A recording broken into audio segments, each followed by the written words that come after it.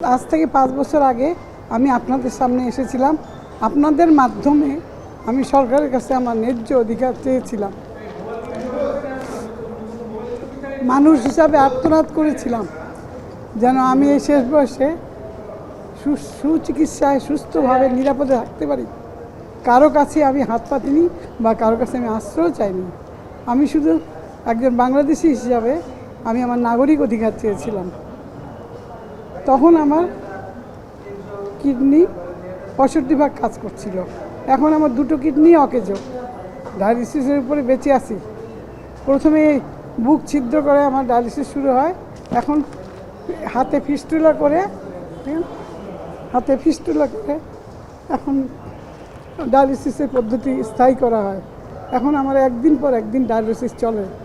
দিনাজপুরে আমার বাবার বাড়ির কিছু ভিটামাটি বিক্রি করে আমি সেই কাজ ওই টাকা পয়সা দিয়ে আমি চালিয়েছি আমার খরচ। আমি সব সত্য বলছি।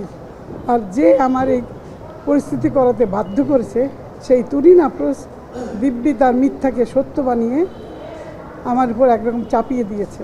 5 বছর আগে সেই সংবাদ সম্মেলনের পরে আমার উপর এক অকথ্য নির্যাতন, অবর্ণনীয় পরিস্থিতির শিকার হয়েছি। তুরিন নিজে আমার নামে বিভিন্ন সামাজিক মাধ্যমে কুৎসা রটনা করেছে।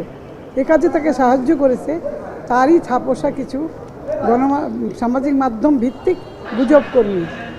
আমি তার সাথে যোগাযোগ করে জানতে চেয়েছি সে কি চায়। সে বলেছে পুনরায় সংবাদ সম্মেলন করে বলতে হবে যে গতবার আমার মাথা খারাপ ছিল, তাই আমি উল্টাপাল্টা বলেছি অতিরিক্ত ওষুধ খাওয়ার জন্য। এরকম কুৎসিত মিথ্যা যার কোনো ভিত্তি নেই। আর আমি তো মানসিকভাবে সুস্থ আছি, তবে কি করে এত মিথ্যা বলবো? এগুলো বললেই নাকি আমি আমার অধিকার ফিরে পাব। আমার থাকবার জায়গা থেকে সে জবরদখল করে আছে। তার পারিবারিক জীবনে নানান জটিলতার জন্য সে আমার কাছে থাকতে চেয়েছিল। আর সেই কিনা আমাকে জোর করে ভয়ভীতি দেখে বাসা থেকে বের করে দিল এবং 15 বছর সে আমাকে বাসাতে ঢুকতে দেয়নি। এত মিথ্যা যে 2024 সালে শেষে এসেও সেই স্বাধীন বাংলাদেশে সে বীরদর্পে দখলদারি করছে। এখন কিভাবে আপনাকে নির্যাতন করছে? আমি আসছি ঢাকায়, লুকায় থাকতে হয়, এখানে থাকি, এখানে পালিয়ে থাকি, যেখানেই থাকি সম্ভাব্য আমার আত্মীয়ের বাসায় লোক পাঠায় আমাকে মারতে। এরকম করেছে, গততে করেছে, এখনও তো কালকে রাত্রেও সে আমাকে ফোন দিয়েছে। আমি ধরিনি। ভয়ভীতি দেখায়। ফোনে কি বলে?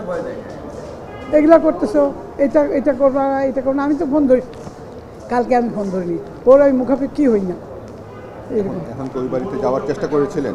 না, আমি যাইনি। আমি যেতে চাই। আমি এই জন্যই এসেছি যে এখন তো আমার দেশ স্বাধীন।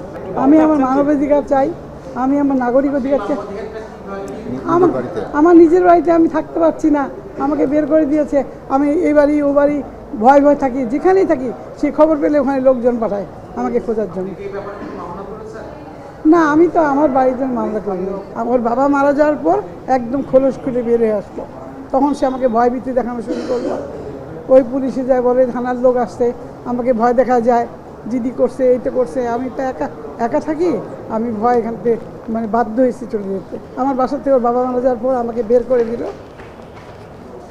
ভয় দেখিয়ে। এবং এই দখলদারি শুধু এখানেই নয়, আমার গ্রামের বাড়ি নীলফামারী, তো আমার মরহুম স্বামীর গ্রামের বাড়ি, সেখানেও আমাকে নিষিদ্ধ করেছে। আমি যাতে ওখানে না যেতে পারি সেই জন্য সে ওখানে এলাকার সন্ত্রাসীদের লাগিয়ে দিয়েছে। তার নামে ফাউন্ডেশন খুলে সেই সন্ত্রাসীরা আমাকে ভয় দেখায় এবং আমাকে জামাতের রোকন বানিয়ে লিফলেট বিতরণ করছে। এই যে দেখেন, লিফলেট বিতরণ করেছে।